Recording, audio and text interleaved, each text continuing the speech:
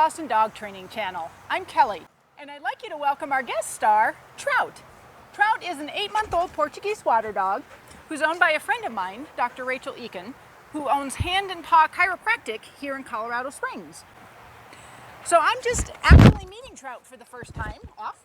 Good boy. What we're going to be working on today, that's a very good sit, Trout, is a hand touch. We're going to teach him that when I put my hand down, he needs to come over and put his nose on my hand. This may seem like a really simplistic exercise. He's trying to find the cookie that we already got. But it's actually very powerful. And there's a few places in our training where we can use it.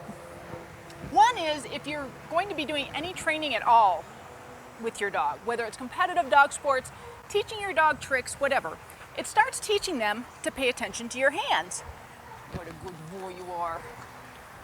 Another thing it can do, it can help if your dog is distracted on something. So if you're out trying to work and your dog sees a kid go by on their bicycle, you can ask for a really simple behavior, which is the hand touch, and get their focus back on you. Another thing it can really help with is when you have those frustrating training sessions. And it's not a matter of if, it's a matter of when, and it's a matter of how many.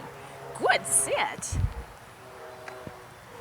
So when you have those training sessions where your dog's just not getting it, or maybe you had a bad day at work, or you simply have been training too long, it's time to take a break.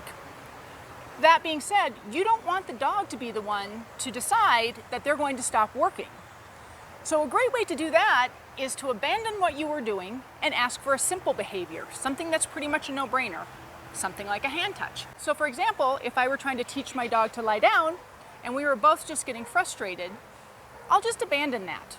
I'm not going to force my dog to do it because then I'm going to damage the relationship. And at the end of the day, that's the very last thing that I want to do when I'm training my dog. So instead, I'll switch gears and I'll ask for a hand touch. So I'm not going to use a physical clicker. I'm going to use my verbal clicker, which is the word yes, because I'm going to be switching hands back and forth. What I'm going to do is I'm going to put the cookie in my hand and put my thumb over it. I'm just going to put my hand down and Trout will come over to check it out. At that point, I'm going to give him a yes, and I'm going to let him touch my hand and let him have the cookie. Yes, good touch. Good boy. Touch. Yes, good boy. Now, it doesn't matter that he's trying to touch my hand for the cookie. I could care less why he's doing it. I just care that he is doing it. Touch. Yes, good boy. Make sure you switch hands. Touch. Yes, good boy. Now I'm going to try it without a cookie. He seems like he's really picking this up well. Touch. Yes, good boy. And I'm going to reward out of that hand, even though I didn't have a cookie there. Touch. Yes, good boy. So now he seems like he's really getting this. And Trout is a dog who has had a lot of other types of training. So your dog may pick it up this quickly, your dog may take more training sessions. Your dog will learn at their own pace, so don't get frustrated with them. I'm going to move the hand around a little bit now that he seems to be getting it. Touch. Yes, good boy. And you saw I made a little sniff, but then he made the decision to come and touch it. Touch.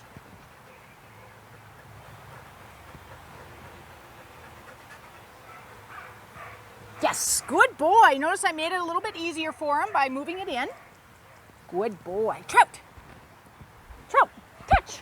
Yes, good boy. There we go. Now I'm going to take it on the move a little bit. Trout, touch. Yes, good boy.